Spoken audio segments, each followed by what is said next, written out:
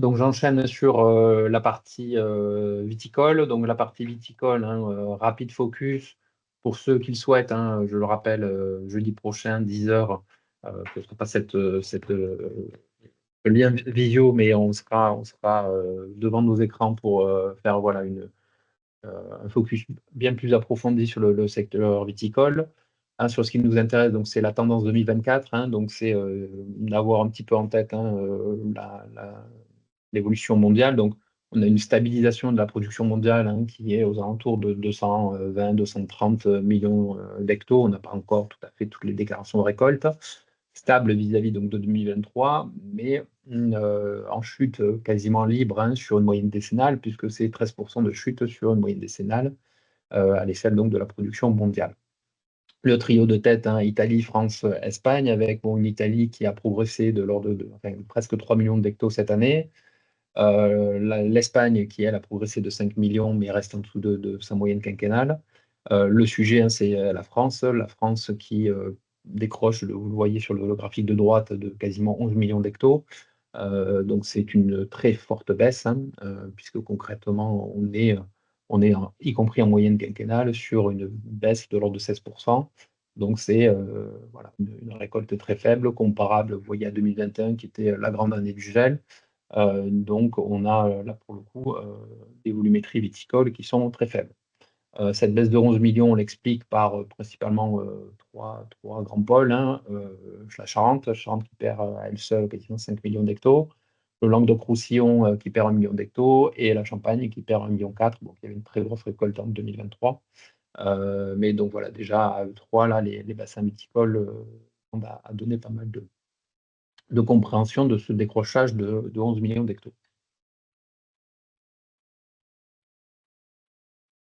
Traduction en graphique, hein, c'est aussi important de mettre de la dynamique quand on parle de récolte, hein. Donc les 12 millions d'hectos sur lesquels on peut s'attendre sur le bassin Languedoc plus sud-ouest, quand on consolide pour avoir une vision à peu près claire, hein, de l'Occitanie, même si voilà, il y a des secteurs, des départements du bassin sud-ouest qui ne sont pas forcément intégrés dans l'Occitanie. Ça nous donne quand même un indicateur assez parlant de la tendance. Et d'avoir aussi une idée relativement précise des disparités départementales. Alors, disparités départementales qui ont pas mal bougé, hein, puisque au mois de novembre, quand on a commencé à travailler sur ces éléments-là, on avait des décrochages beaucoup plus significatifs, hein, sur le Gard, sur l'Hérault. L'Aude et les PO, on était dans ces niveaux-là d'attente. La bonne surprise, hein, ça a été l'Hérault, pour lequel au début on avait des tendances à moins 30, moins 40 sur des cépages précoces en tout début de campagne viticole. Et au final, on a des cépages tardifs, hein, qui ont permis voilà, de remonter un peu le niveau. Et l'Hérault finit sa campagne sur, on va dire, une tendance habituelle, hein. Donc une tendance habituelle pour l'Hérault, c'est 4,4 millions d'hectos. Vous voyez qu'à peu près 40% du potentiel régional. Le Gard donc, fait 2,8 millions contre 3,1 millions, l'autre de 2,6 millions contre 3,3 millions, et les PO 300 000 hectos contre 480 000, non, dernier.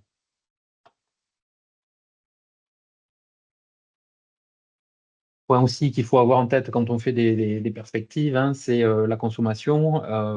Bon, une consommation qui est structurellement en baisse, hein, en France. Bien évidemment, la tendance globale que l'on a et qui est marquée, c'est une baisse prononcée sur les vins rouges d'appellation. Alors, le Languedoc-Roussillon ne fait pas une volumétrie très importante d'appellation, puisque les volumes d'appellation, hein, c'est à peu près 1 million d'hectos. Euh, le premier volume en Languedoc-Roussillon, c'est plutôt les Pays d'Oc, hein, aux alentours de 7 millions d'hectos. Mais aujourd'hui, le décrochage est aussi présent sur les Pays d'Oc en rouge. Donc, cette tendance de baisse de consommation, elle se retrouve directement, bien évidemment, dans les difficultés de commercialisation qu'ont aujourd'hui nos exploitants, qu'ils soient en cave particulière comme en cave coopérative. Notre schéma, peut-être pour illustrer à la fois le décrochage et le décalage, hein, de marché, on a une illustration là, avec ce graphique qui nous permet de visualiser les différentes campagnes. Donc, vous avez une campagne historique 23-24, une campagne historique 22-23. On a depuis plusieurs années dans la filière viticole une tendance à avoir un calendrier qui se décale. Historiquement, les opérateurs prenaient très rapidement des positions sur le marché dès la campagne terminée, dès novembre, décembre, on avait des niveaux de transactions qui permettaient aux opérateurs de sécuriser des volumes. Ce que l'on constate, c'est qu'il y a à la fois un décalage dans le temps, c'est-à-dire que les opérations de réservation se font de plus en plus tard, et bien évidemment un décrochage aussi en termes de volumétrie, bon, en lien avec de toute façon les baisses de volume, mais on a une tendance marquée qui crée de l'incertitude bien évidemment pour les exploitants, puisqu'on a vraiment un décalage qui se fait dans le temps sur cette prise de marché par les différents opérateurs. Autre slide intéressant à avoir en tête, alors je vous l'ai mis uniquement sur les rouges, puisque la tendance de toute façon est à peu près similaire sur les rosés et sur les blancs, et que c'est de toute façon aujourd'hui le métronome reste le segment rouge. Mais on a un décrochage des prix là sur le début de campagne, août, septembre, octobre. Vous voyez, on était 10 à 15 euros par hecto en moins sur les trois couleurs, un peu moins marqué sur les blancs, sur les rosés que sur les rouges. Mais là aussi, c'est des éléments de compréhension de la filière qui sont importants à avoir en tête et qui vont nous permettre derrière de bâtir donc un atterrissage 2024. Quand on parle d'un atterrissage 2024 en viticulture, c'est un peu particulier puisque la viticulture est toujours sur des cycles un peu longs, et l'analyse comptable d'un exploitant viticole se réalise en fait avec deux grands aspects. Le premier aspect, si on prend la campagne 24, ça va être à la fois le volume d'acomptes qu'il a perçu quand il est en coopérative, donc ça va être sa capacité à percevoir des acomptes d'une récolte qui date de 2023. Donc, tout le courant de 2024, il a perçu une partie de la rémunération de la récolte 2023. Il reçoit aussi ce qu'on appelle le solde de la récolte 2022, donc c'est-à-dire le reliquat qui est resté à percevoir de la récolte 2022. Donc ça, c'est des éléments de chiffre d'affaires, de produits qui vont se générer sur l'exercice de l'exploitant. Et le grand enjeu, en fait, c'est d'arriver à avoir une idée de quelle sera la variation de stock. Et la variation de stock, c'est quoi? C'est la différence entre son stock de fin, donc c'est le stock qui, pour des gens qui clôturent au 31-12, correspond à quasiment la totalité de la récolte 2024, et le solde restant à percevoir de la récolte 23, et le stock qu'il avait en début de campagne, qui là correspondait à la récolte 2023 et le solde 2022.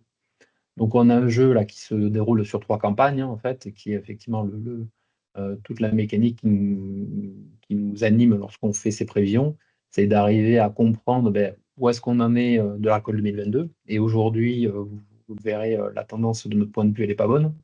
Pourquoi elle n'est pas bonne? Parce qu'on a aujourd'hui des cas particulières qui n'ont pas forcément vendu tout leur 2022. On a des coopératives qui n'ont pas soldé, qui n'ont pas versé les soldes 2022. Et sur les tendances 2023, donc le début des acomptes 2023 qui ont commencé à être perçus, on a là aussi des coopératives qui ont eu tendance à limiter un petit peu la volumétrie des acomptes, à réduire, à mettre de la prudence, tout simplement. Pourquoi? Parce que les volumes commercialisés, vous les avez vus, sont plutôt faibles, et les prix sont plutôt faibles. Donc aujourd'hui, on a un ralentissement de la mécanique commerciale qui s'impacte sur les exploitations et qui crée une incertitude. Parce qu'une coopérative qui n'a pas payé son solde, c'est potentiellement une coopérative qui aussi pourra dire un jour, on ne paiera pas le solde. La traduction pour nous, c'est effectivement un regard assez pessimiste, mais qui, malheureusement pessimiste. On va tenter de le faire objectif, mais les conclusions sont assez négatives, puisque vous voyez qu'on a à l'échelle donc de la région, lorsqu'on concatène et qu'on essaie de mettre de la pondération en fonction des différents bassins viticoles, c'est un EBE qui, d'un point de vue macroéconomique, donc tendrait à être négatif, de l'ordre de moins 5 000 euros à l'échelle d'une exploitation. L'an dernier, on était à 28, l'année d'avant 56 et l'année d'avant 52. Comment est-ce qu'on l'explique? Très clairement, on pense que le produit viticole va baisser significativement. C'est une baisse de l'ordre de 33%. Alors, les prévisions étaient basées aussi sur un département de l'Hérault qui était un peu plus moins de 10 ans, donc on pourrait envisager avoir une amélioration un peu plus importante sur le produit, avec voilà, un delta, vous voyez, un minimum à 3 000, un maximum à 3 500 pour vous donner des perspectives. On a bien évidemment pris en compte un fonds d'urgence, donc récolte 2023, qui a été reçu dans le courant du premier trimestre 2024, donc là aussi avec des éléments estimatifs, puisqu'on a une idée des enveloppes qui ont été distribuées, mais Ces chiffres prennent en compte donc des montants d'aide qui, pour certains exploitants, sont montés jusqu'à 20 000 euros par exploitation. Et dans le même temps, ben, on a une stabilité des coûts, puisque vous voyez on vous a donc rajouté sur le graphique donc, les produits et les charges pour pouvoir y arriver à visualiser. C'est une stabilité des coûts. Malgré la baisse aujourd'hui que l'on peut avoir sur les intrants unitaires, sur le carburant, les phytosanitaires, on pense aujourd'hui que la pression sanitaire qu'il y a eu a fait qu'on a eu globalement un maintien du niveau des charges sur ces aspects-là, des exploitations qui sont restées dans des mécaniques d'investissement à peu près habituelles. Il n'y a pas eu pour nous d'augmentation significative. Donc on devrait avoir un volume de charge à l'échelle de l'exploitation relativement stable, ou à 165 910 contre 165 100. Et par contre, la dégringolade, c'est bien évident. Donc le produit viticole qui, pour nous, va perdre quasiment 40 000, 30 000, un peu plus de 30 000. La tendance de ça, donc c'est une fourchette de bœufs qui devrait se situer à l'échelle macro entre moins 15 000 et plus 5 000 euros. Qu'est-ce que ça veut dire quand on a un EBE négatif? Un EBE négatif, ça veut dire que l'entreprise, dans son cycle d'exploitation, dans son cycle d'activité, génère une perte. Elle génère une perte et donc elle n'est absolument pas en capacité de payer de l'investissement. Il y a pas mal de banquiers autour de la visio, donc un banquier, quand il regarde un EBE, c'est d'aller voir la capacité de remboursement d'emprunt que peut avoir une entreprise. Un comptable, quand il regarde un EBE, c'est la capacité à aller supporter des amortissements et donc effectivement d'être dans des cycles de renouvellement de l'appareil de production. Voilà, donc aujourd'hui, et c'est une tendance sur laquelle on est, nous, très attentifs depuis des années. On a des niveaux aujourd'hui et de performance technique et de performance économique pas assez importants pour pouvoir permettre à la région de renouveler son outil. Et ce qu'on a pu traduire dans les éléments qu'on vous présentera la semaine prochaine dans le cadre de l'Observatoire viticole, c'est effectivement une érosion lente mais bien visible du potentiel viticole qui petit à petit s'érode sur la région. Enfin, donc comment ne pas terminer cette séquence autour de la viticulture pour refaire un point sur la mécanique qui a lieu sur les arrachages, donc arrachage définitif qui a été mis en place là fin de campagne, enfin milieu de campagne et juste après la récolte. Donc avec 30 000 hectares qui étaient prévus, donc sur les 30 000, on en a eu un peu moins, on a eu 27 500. La région Occitanie, elle représente 2 tiers des surfaces engagées à l'échelle nationale. Bien évidemment, le vignoble languedocien et Languedoc-Roussillon et Sud-Ouest ne représentent pas 2 tiers des superficies engagées. Alors, on a Bordeaux qui avait pris un peu d'avance avec une mesure d'arrachage qui avait été financée par l'interprofession sur la campagne précédente. Donc, Bordeaux avait déjà arraché assez significativement sur son secteur. Pour autant, on a une surreprésentation de l'Occitanie dans cette mesure d'arrachage. Vous avez donc la répartition par département pour avoir une idée. Donc on a souhaité la mettre par superficie départementale, et vous voyez donc c'est la Haute-Garonne, le Tarn et le Lot qui sont parmi les départements les plus représentés en termes de proportionnalité, en termes de volume. C'est les départements phares de la viticulture, l'Aude, le Gard, l'Hérault, en termes de volume, qui sont bien évidemment les plus impactés. Notre avis sur le sujet, c'est qu'on a plutôt une tendance à mettre en priorité des parcelles à faible rendement. Donc, on ne pense pas que cela entame trop le potentiel viticole régional sur les prochaines campagnes. Pour autant, il y a un élément qui est important à avoir en tête, c'était les arrêts d'exploitation. L'un des leviers, enfin, en tout cas, l'un des objectifs de cette mesure a été de permettre à certains exploitants de partir, on va dire, et d'avoir une fin d'activité. Alors, fin d'activité n'étant pas forcément j'arrête mon exploitation et je pars à la retraite, mais en tout cas, j'arrête d'exploiter en viticulture. Et sur ça, en fait, quand on s'intéresse à ce ratio-là, donc on a un ratio assez, avec un écart type assez important. Pour vous prendre une illustration, le Tarn, c'est à peu près 61% là, des demandes d'arrachage qui ont dû donner lieu à une fin d'activité. Sur les Pyrénées-Orientales, on est à 29, sur l'Aude 28, sur le Gard 34, sur l'Hérault 27.